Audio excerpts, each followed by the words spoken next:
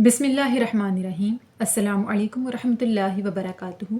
उम्मीद करती हूँ कि तमाम देखने वाले खैर वाफियत से होंगे, अल्लाह ताला की रहमतों के साए में होंगे। तो मेरा उन्वान अहादीस नबी सल्लल्लाहु अलैहि वसल्लम। मौजू चल रहा था कर्ज़ के लेन देन का बयान, जिसका हवाला बुखारी शरीफ की किताब। तो आज की हदीस है कि सहाबी हज़रत अब्दुल्ला बिन अमर बयान करते हैं कि रसूलुल्लाह सल्लल्लाहु अलैहि वसल्लम ने फरमाया, हर फ़र्द किसी न किसी तरह का हाकिम है, बस उससे उसकी रैयत के बारे में सवाल किया जाएगा।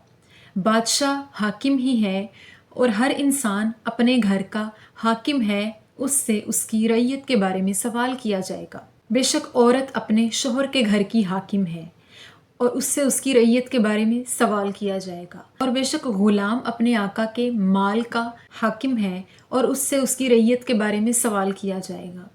और फिर फरमाया कि बेशक मर्द अपने वालिद के माल का हाकिम है और उससे उसकी रैयत के बारे में सवाल किया जाएगा। यानी हर फर्द किसी न किसी तरह का हाकिम है और उससे उसकी रैयत के बारे में सवाल किया जाएगा। इस हदीस मुबारक में रसूलुल्लाह सल्लल्लाहु अलैहि वसल्लम ने ये फरमाया कि हर शख्स किसी न किसी तरह का हाकिम है। अल्लाह पाक ने किसी न किसी शख्स को किसी न किसी ओहदे पर फाइज किया है, खा वो घर ही की जिम्मेदारी क्यों ना हो। जैसे कि हर शख्स अपने घर का हाकिम होता है, अपने घर के बारे में वो जिस तरह से जिम्मेदारियां संभालता है या जिस तरह अपने घर वालों के साथ सलूक करता है, घर के मामलात में, लेन देन के मामलात में रहता है, तो आखिरत में अल्लाह ताला उससे इसके बारे में सवाल करेगा। वो अल्लाह के आगे इस चीज़ का जवाबदेह होगा कि उसने किस मामले में किस तरह से अगले इंसान के साथ मामलात तय किए।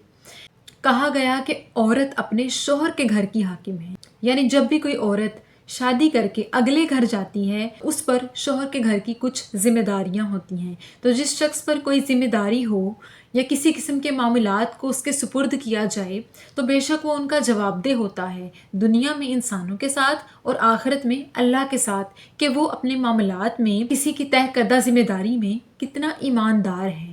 बेशक किसी की गैर मौजूदगी में उसकी जिम्मेदारी को निभाना और अपने ओहदे पर ईमानदारी और दयानतदारी के साथ फाइज रहना ही ईमान है। बेशक मोमिन लोग कहीं भी रहें, किसी की गैर मौजूदगी में किसी को धोखा नहीं देते, किसी की दी हुई जिम्मेदारी को ईमानदारी से निभाते हैं।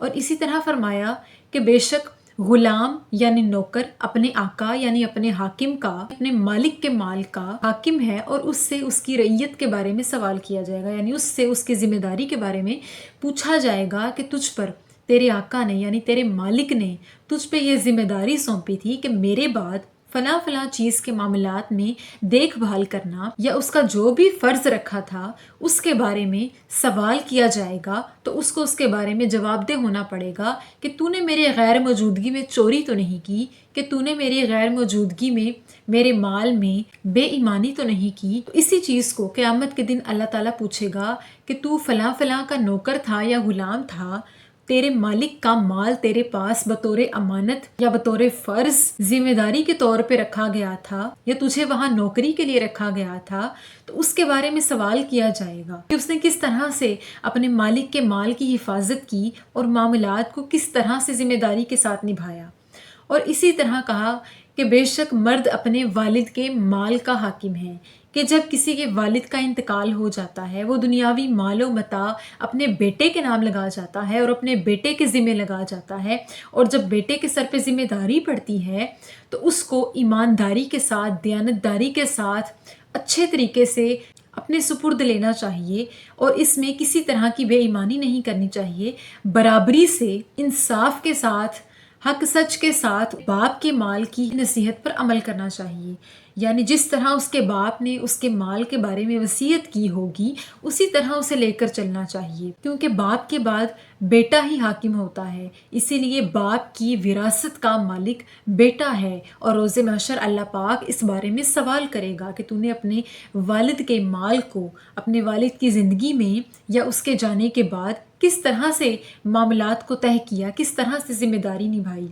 तो बेशक हर एक शख्स पर किसी न किसी तरह की जिम्मेदारी सौंपी गई है। रिश्तेदारियों में या किसी भी तरह के फ़र्ज़ में हर एक इंसान हाकिम होता है। बेशक बेईमानी करने वाला शख्स, धोखा देने वाला शख्स, बददियानती करने वाला शख्स हम में से नहीं, यानी मोमिन नहीं। अल्लाह पाक ने हमें حق سچ انصاف ایمانداری کی راہ دکھائی۔ ہمیں اس دنیا میں اپنی ذمہ داریوں کو ایمانداری کے ساتھ نبھانا ہے تاکہ آخرت میں اللہ پاک کے ہاں ہمیں اپنے گناہوں کی وجہ سے، اپنی بے ایمانیوں کی وجہ سے شرمندہ نہ ہونا پڑے۔